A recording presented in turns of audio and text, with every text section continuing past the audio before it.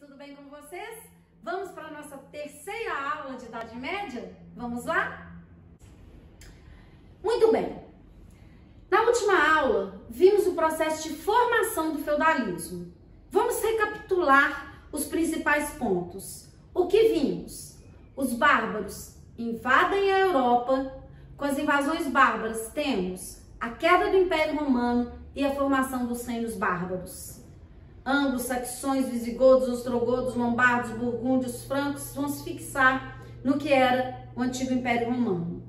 Dessa fixação e da união com elementos já existentes na Europa, como, por exemplo, a Igreja Católica, única instituição que sobreviveu à queda do Império, e os próprios romanos, temos uma nova configuração de poder.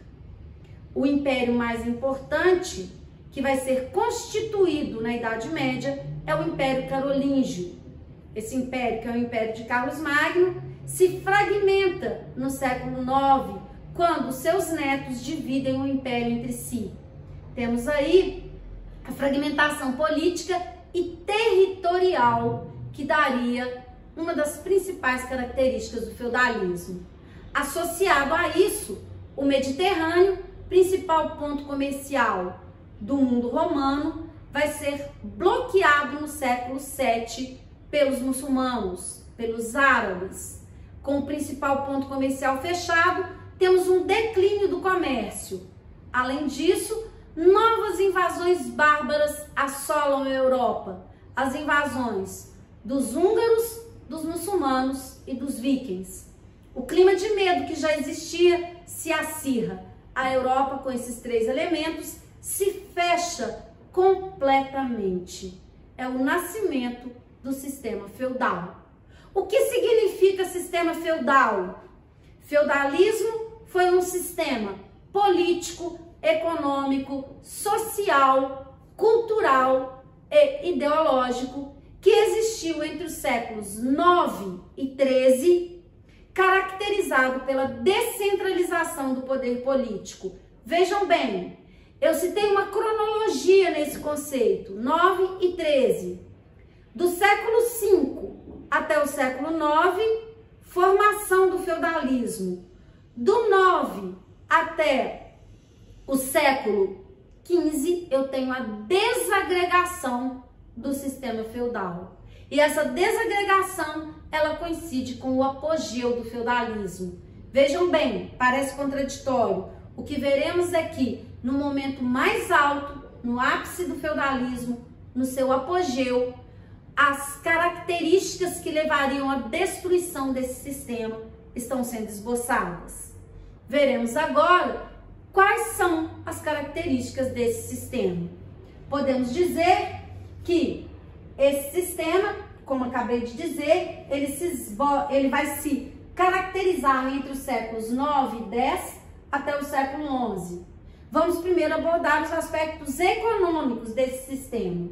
Primeira coisa, como a Europa se fecha e o comércio é pouco significativo, eu tenho uma agricultura de subsistência. Só se produzia aquilo que era necessário para a sobrevivência. Não existe excedente, eu não planto para vender. Toda a economia feudal está baseada em troca, portanto, não existe excedente. A principal riqueza é a terra. O indicativo de que alguém é rico é ser dono de terras.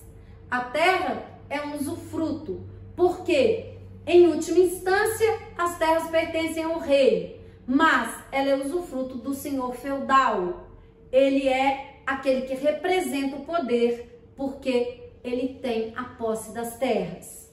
Tenho também um comércio incipiente, como já disse, pouco significativo. O Mediterrâneo está bloqueado. Toda a vida é feita dentro do feudo. Não existe um comércio significativo, justamente em virtude desses fatores. Portanto, eu tenho uma baixa circulação de moedas. A moeda praticamente desapareceu da Europa durante o sistema feudal. Eu tenho toda uma economia baseada em um sistema tributário. São vários tributos, como, por exemplo, a corveia, que é a obrigatoriedade de pagamento de tributos em trabalho. Eu tenho a talha, que é a obrigatoriedade de pagamento de tributos em produção.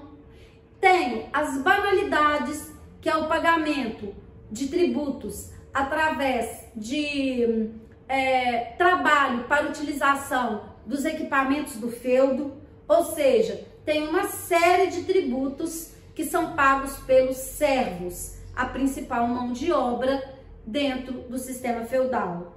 O que difere um servo de um escravo? O escravo é propriedade do senhor, o servo não é propriedade. O servo está preso à terra e não ao senhor. Ele não pode sair da terra, mas ele não pode ser vendido. Essa é a principal distinção entre um servo e um escravo. O servo paga para trabalhar, os tributos que acabei de mencionar. Ele não recebe para trabalhar. E o escravo, ele trabalha e não tem opção. O servo também não tem opção. Portanto, eu tenho aí tanto a servidão quanto a escravidão como formas de trabalho compulsório, obrigatório, ok? Aspectos políticos. A descentralização do poder. O que significa isso? A Europa está dividida em feudos e cada senhor feudal manda em seu próprio feudo. Portanto, o poder do rei, ele é apenas simbólico, decorativo. O rei reina, mas não governa. Por isso falo em particularismo político. O que é esse particularismo? Cada feudo estabelece as suas próprias leis. Cada senhor feudal manda no seu próprio feudo. O rei é apenas um enfeite, ele tem apenas um poder simbólico. Ele é dono do seu próprio feudo. Ele tem poder sobre o seu próprio feudo.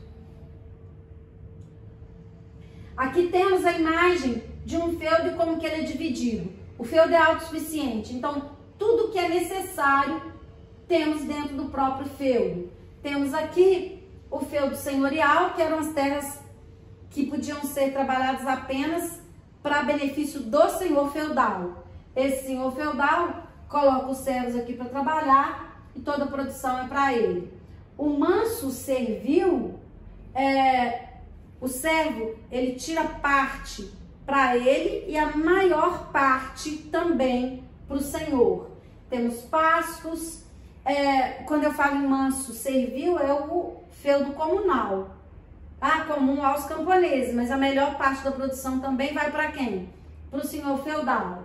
Tenho igreja, tenho castelo, tenho forno, tenho toda a estrutura para que o feudo não dependa do mundo externo. Essa é a ideia do feudo. Muito bem. Características sociais. Temos uma sociedade dividida por ordens ou estamentos. No topo, o clero. A igreja adquire um poder sem igual na Idade Média. Abaixo, a nobreza. E, por fim, os servos. Lembrando que quem compõe o clero são os membros da nobreza. Eu só posso pertencer ao alto clero se for um membro da nobreza. As relações sociais, elas são pautadas pelo que chamamos de relações de suzerania e vassalagem. O que significa isso? Ambos são nobres. O suzerano é o nobre que doa a terra e o vassalo é um nobre que recebe a terra. Ambos são nobres. Por isso que eu falo que existem laços de dependência. O feudalismo se caracteriza como um sistema onde um homem é o homem de outro homem. Eu devo fidelidade a um nobre que na escala social está acima de mim. E eu tenho que prestar toda a obediência a esse nobre. Não trabalho. Um nobre não trabalha na terra. Ele apenas tem laços de dependência que estão ligados principalmente à guerra e não ao trabalho manual. Quem exerce o trabalho manual são apenas os servos.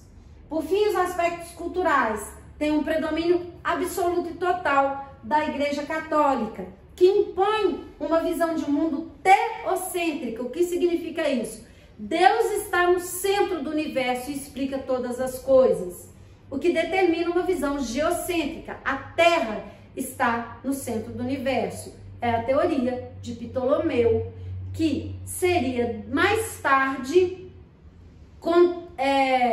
contraposta a teoria de Copérnico e Galileu, que é a teoria heliocêntrica.